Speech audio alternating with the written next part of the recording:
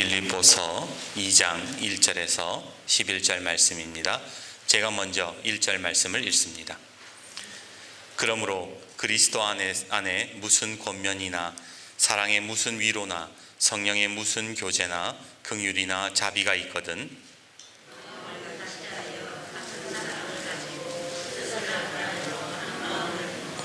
아무 일에든지 다툼이나 허영으로 하지 말고 오직 겸손한 마음으로 각각 자기보다 남을 낮게 여기고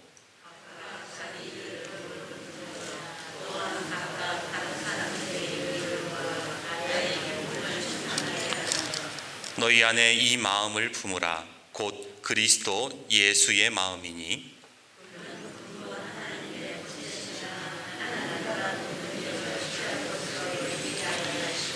오히려 자기를 비워 종의 형체를 가지사 사람들과 같이 되셨고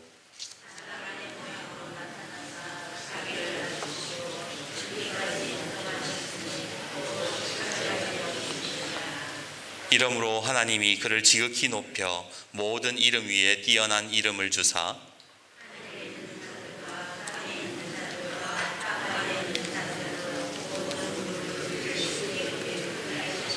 같이요 모든 입으로 예수 그리스도를 주라 시인하여 하나님 아버지께 영광을 돌리게 하셨느니라. 아멘. 한 미국인 선교사가 아프리카에서 선교하러 갔다 그만 식인종에게 붙잡혔대요. 이제 다 끝났구나 생각을 했는데 추장을 보는 순간 다시 희망이 생겼습니다. 왜냐하면 그 식인종 추장이 신학교 다닐 때에 같이 공부한 학생이었던 거예요. 너무 반가운 마음에 그 추장에게 그럽니다. 이보게 나 모르겠는가? 우리 신학교에서 같이 공부했잖아. 추장이 선교사를 알아보고는 고개를 끄덕입니다. 그런데 풀어주기는커녕 오히려 선교사 잡아먹으려고 칼을 갈고 있는 게 아닙니까? 다급한 마음에 추장에게 그렇게 말했대요. 이보게 자네 신학을 배웠지 않는가? 왜 하나도 안 변했어?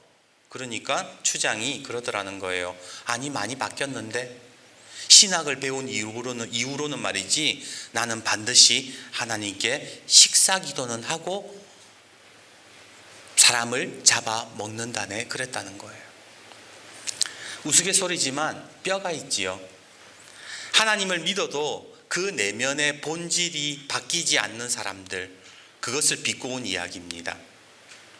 성경에 보면 예수님 당시 바리새인과 서기관들은 누구보다 하나님 말씀에 철저한 사람들이었습니다. 하지만 그들은 식인종과 다를 것이 없었습니다. 왜냐하면 하나님의 말씀으로 사람들을 정죄하고 죽이면서 오히려 하나님께 감사 기도를 드렸기 때문인 겁니다. 최근 미디어에 해민 스님이라는 분이 논란을 좀 빚고 있지요. 사실 그분은 승려로서 사회적으로 큰 문제를 일으키거나 나쁜 짓을 한 게 아니에요. 그런데 왜 사람들이 그를 비난하는가? 바로 석가모니의 가르침과 다른 삶을 보여줬기 때문에 그런 거예요. 그는 늘 무소유를 주장했습니다. 욕심을 버리십시오. 다른 것과 비교하지 마십시오. 내려놓으십시오. 하지만 정작 자신은 일반 사람들이 가지지 못한 것을 소유하고 있었습니다. 서울 남산타워가 한눈에 보이는 전망 좋은 집에서 살고 자기 이름으로 된 건물도 있고 좋은 차를 타고 다니면서 사람들에게는 무소유를 주장했던 거예요. 석가모니의 가르침을 따라 욕심을 버리라고 말하는 사람이 그 속사람은 뭐예요? 전혀 바뀌지 않았다는 겁니다. 그런데 그 사건을 보면서 저 또한 그 승려와 별 다를 게 없다라는 생각을 했어요. 왜냐하면 목사는 예수님처럼 살아라고 말하는 사람 아닙니까? 하나님 말씀 전하는 사람 아닙니까? 그런데 저는 설교하는 대로 사는가요? 예수님처럼 살아라고 하면서 나는 정작 예수님처럼 사는가요? 아니더라는 거예요. 오늘도 주일 강단에서 수많은 한국교회의 목회자들이 끊임없이 사랑하십시오, 용서하십시오 그렇게 설교하겠지요. 그때 일부 성도들은 그렇게 질문을 던질지도 모릅니다. 목사님 당신은 그렇게 삽니까? 당신은 정말 사랑할 줄 알고 당신은 정말 용서하면서 삽니까? 라고 그런 질문을 던질지도 모른다라는 거예요. 자기는 그렇게 살지 못하면서 사랑하라, 용서하라 그렇게 말하면 비난받는 그 승려와 다를 게 뭐가 있냐라는 겁니다. 무소유해라 그러면서 무소유하지 않는 사람이랑 사랑해라고 말하는 목사가 사랑하지 않는 거랑 뭐가 다르냐는 거예요. 오늘 말씀을 읽으면서 말씀을 준비하면서 바울에게 제가 질문을 던졌어요. 바울이 오늘 본문에 뭐라 그래요? 예수의 마음을 품으라 그러잖아요. 바울에게 물었어요. 바울, 당신은 예수님처럼 살았습니까? 정말 예수님의 마음으로 살았습니까? 아마 이런 질문을 하면 많은 기독교인들이 아주 불경스럽게 생각할지도 모릅니다. 아니, 시골교회 목사가 어디 성인의 반열에 오른 바울에게 그런 불손한 질문을 하다니. 성경을 보십시오. 바울은요, 성령에 사로잡힌 사람이었습니다. 예수님의 이름으로 수많은 기적과 능력을 행했으며 신약 성경의 3분의 1을 기록하고 현 기독교의 틀을 마련한 사람이 바울이에요. 그런 위대한 사도에게 시골교회 목사가 당신은 예수님의 마음으로 품고 살았느냐, 정말 예수님의 마음으로 살았느냐 라고 물어본다면 얼마나 어이없고 불경스럽겠습니까? 오늘 바울 3절에서 5절에 이렇게 말씀합니다. 우리 3절에서 5절 말씀 같이 한번 읽어봅시다. 같이 읽습니다. 시작. 아무 일에든지 다툼이나 허영으로 하지 말고 오직 겸손한 마음으로 각각 자기보다 남을 낮게 여기고 각기 자기 일을 돌볼 뿐더러 또한 각각 다른 사람들의 일을 돌아보아 나의 기쁨을 충만하게 하라. 너희 안에 이 마음을 품으라. 곧 그리스도 예수의 마음이니. 얼마나 당당합니까? 어쩌면 바울은 정말로 예수님처럼 살았기 때문에 이렇게 말하고 있는지도 모릅니다. 그런데요, 사실 성경을 찬찬히 읽어보면 오늘 본문의 말씀은 바울이 예수님처럼 살아서 이렇게 이야기를 한 것이 아니라 그렇게 살지 못했기 때문에 한 이야기라는 것을 알 수가 있다라는 거예요. 사도행전 16장에 보면 바울은 신라와 함께 복음을 전하러 오늘 이 본문의 배경이 되는 빌립보에 복음을 전하러 빌립보에 왔습니다. 처음에는 모든 일이 순조로웠어요. 자색 옷감 장수 루디아를 비롯해서 많은 사람들이 복음을 받아들이고 예수를 믿기 시작했는데, 그런데 갑자기 한 가지 일이 터지게 됩니다. 예상치 못한 일이 발생해요. 그게 뭐냐면 귀신 들린 여자 하나가 이 두 사람을 따라다니면서 자꾸 이 두 사람을 귀찮게 하는 거예요. 뭐라고 이야기하냐면 바울과 실라가 복음을 전하고 있는데 탁 와가지고 뒤에 와가지고 뭐라 그러느냐, 이 사람들은 지극히 높은 하나님의 종으로서 구원의 길을 너희에게 전하는 사람이다. 틀린 말이 아니죠. 바울과 실라가 지금 복음 전도하고 있는데 와가지고 한다는 말이 이 사람 하나님의 사람들이고 이 사람들의 말을 들어야 된다, 그렇게 같이 옆에서 도와주고 있더라는 거예요. 그런데 문제는 어디에 있었느냐면 누가 소개하느냐에 따라 누가 소개하느냐였다는 겁니다. 생각해 보세요. 만약 로마 황제가 탁 와가지고 바울과 실라를 보면서 이 사람들은 하나님의 종으로서 여러분들을 구원으로 이끌 사람들입니다, 그랬으면 얼마나 좋았을까요? 그러면 사람들이 환호도 하고 얼마나 좋았을까요? 완전 고맙죠. 그런데 이 사람들을 소개한 사람들이 누구냐면 사람들이 피하는 귀신 들린 여자가 따라다니면서 이야기를 하니 사람들이 바울을 어떻게 쳐다보겠냐 말입니다. 아무리 진리를 말해도 이상하다, 사입이다, 뭐 저것도 한 통속 아닌가 이렇게 생각을 하지 않겠습니까? 게다가 그 당시에는 기독교가 핍박받던 시대였어요. 그런데 자꾸만 여종이 따라다니면서 자기들의 신분을 노출하니까 마음이 편하지가 않았던 거예요. 그렇게 며칠 몇 날을 바울과 실라를 그 귀신 들린 여자가 따라다니자 바울은 참지 못하고 한 가지 조치를 취하게 됩니다. 어떤 일을 하느냐? 너 이리 와. 안 되겠다, 너 이리 와. 그리고는 나사렛 예수 그리스도의 이름으로 그 여자에게 씌었던 귀신을 쫓아내어 버렸죠. 그 사건을 다루고 있는 사도행전 16장 18절은 이렇게 이야기를 합니다. 이같이 여러 날을 하는지라. 그 귀신 들린 여종이 계속 따라다니면서 소개하는 것을 여러 날 했다라는 거예요. 바울이 심히 괴로워하여 돌이켜 그 귀신에게 이르되 예수 그리스도의 이름으로 내가 내게 명하노니 그에게서 나오라 하니 귀신이 즉시 나오니라. 바울이 귀신을 쫓아낸 이유가 뭘까요? 심히 괴로웠기 때문이라고 성경은 이야기합니다. 원어 성경을 보면 이 여종, 괴로웠다는 말이 무슨 말이냐면 골칫거리로 여겼다는 거예요. 귀찮아서 그랬다는 거예요. 화가 나서 그랬다는 거예요. 그래서 쉽게 말하면 바울이 이 귀신 들린 여자를 귀신을 쫓아낸 이유는 뭐냐? 심히 괴로워서, 화가 나서, 짜증나서, 피곤해서, 골칫거리로 여겨서 쫓아냈다라는 거예요. 그런데 여러분 생각해 보세요. 성경에 예수님은 귀신을 어떻게 쫓아냈죠? 그 사람을 불쌍히 여겨서 쫓아냈어요. 골칫거리로 여겨서 쫓아낸 적이 없어요. 예수님이 병자와 죽은 자를 살릴 때에 귀찮아서, 화가 나서, 피곤해서 고치신 적이 없더라는 거예요. 결국 바울은 자기가 골칫거리로 여기는 그 일 때문에 옥에 갇히게 되고 그 빌립보에 얼마 있지 못해서 사람들에게 쫓겨나게 됩니다. 쉽게 말해서 바울은 예수님의 마음으로 살지 못했다라는 거예요. 그런데 오늘 그 사건이 있었던 빌립보를 향해서 바울이 뭐라고 얘기합니까? 빌립보서 사람들이 보는 앞에서 뭐예요? 편지를 쓰면서 예수의 마음을 품어라 그랬다는 거예요. 혹시 바울의 말과 행동이 달랐던 걸까요?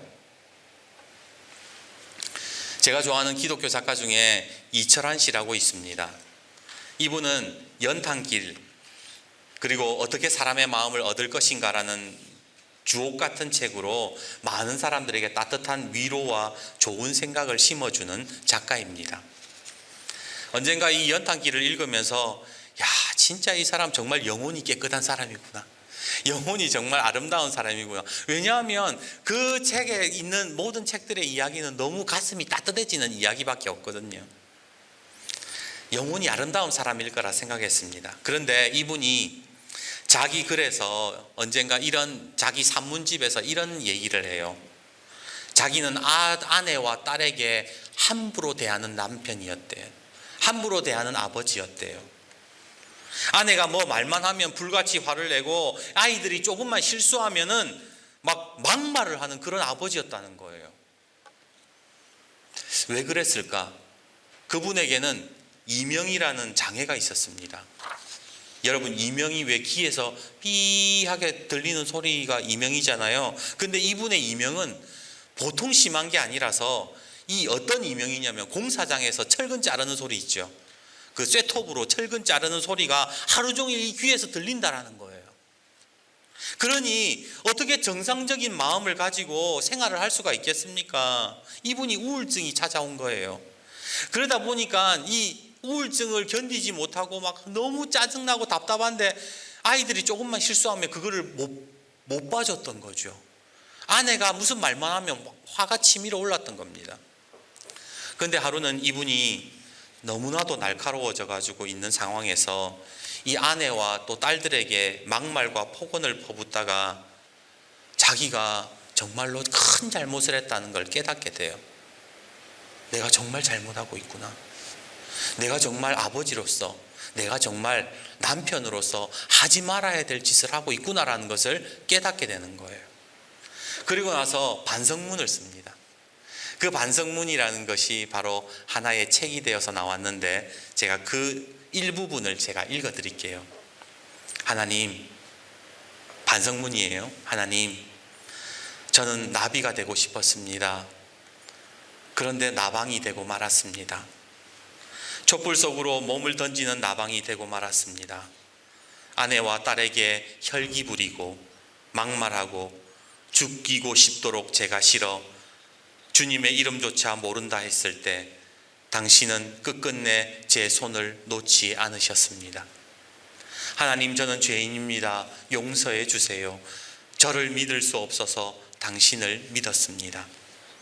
얼어붙은 유리창 너머로 흰 눈이 소리 없이 내리던 밤, 나는 이렇게 기도하고 있었다. 개나리를 꺾어본 아이들은 개나리 꽃을 사랑할 수 있다. 잠자리 날개를 꺾어본 아이들은 잠자리를 사랑할 수 있다. 쓰러질 때마다 진실 한 조각을 주울 수 있다는 것을 나는 몰랐다. 넘어지면 일어서는 법을 배울 수 있다는 것을 나는 몰랐다. 그림은 자꾸 망쳐야 좋은 그림 그릴 수 있다는 것을 몰랐고, 불꽃들은 일어서기 위해 당당히 쓰러진다는 것을 몰랐다. 진실한 사람이 되고 싶었다면 나는 눈사람처럼 무너져야 했다. 진실한 사람이 되고 싶었다면 나는 눈사람처럼 일어서야만 했다.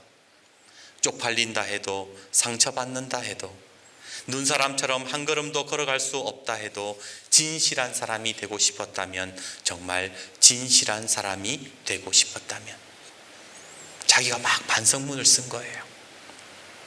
얼마 전 도청에 있는 가게를 지나가는데 도청에 내부 수리 중이라는 글귀가 눈에 들어왔습니다. 그리고 그 밑에 이렇게 적혀져 있었어요. 더 좋은, 더 나은 서비스로 돌아오겠습니다. 가게가 더 좋은 서비스를 위해 내부 수리를 하는 것처럼 우리는 더 나은 예배를 위해서, 더 나은 그리스도인이 되기 위해서 내부 수리가 필요한 사람들이라는 거예요. 우리가 하나님의 말씀을 그대로 지키고 살기 때문에 이야기를 하는 것이 아니라, 끊임없는 반성과 하나님 앞에서 나를 돌이켜보면서 내부를 수리해 나가면서 성숙해져 나가는 것이 그리스도인이라는 거예요.